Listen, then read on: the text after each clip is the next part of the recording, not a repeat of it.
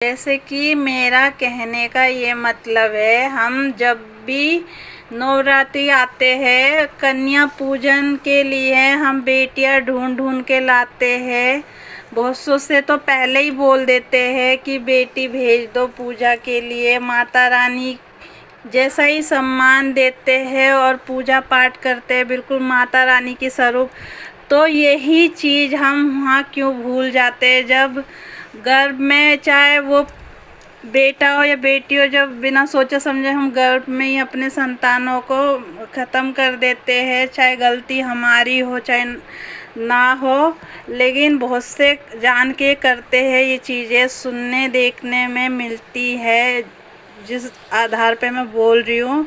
मेरी बातें ये आप अगर सही ढंग से समझो तो ये बात सही है, कड़वी है, लेकिन ये बात बिल्कुल सही है अगर आप लोग ध्यान दो तो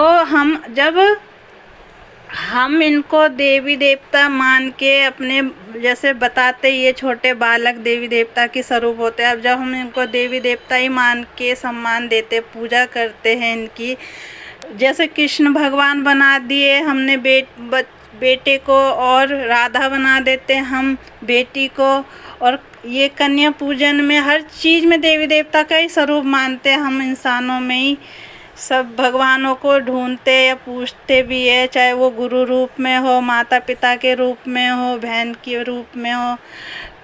तो इतना ही सम्मान हम खुद की बेटी का, हम खुद की पत्नी का, खुद की बहन का, खुद की माँ का क्यों नहीं करते? औरों की बहन बेटियों का इतना ही सम्मान, मान सम्मान क्यों नहीं देते? उस नज़र से क्यों नहीं देखते? क्यों गंदी नज़र रखते, गंदी सोच विचार रखते, क्यों गंदे बोलते हैं?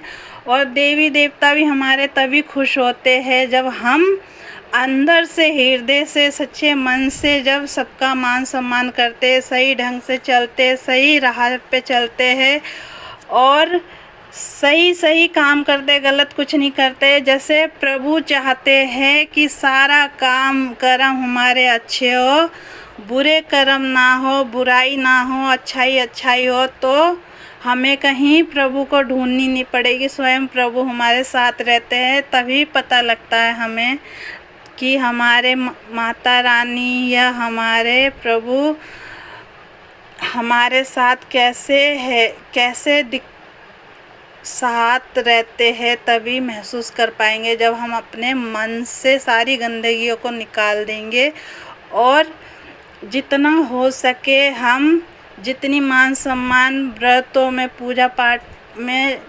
सबको देते, उतना ही रियल में भी, हकीकत में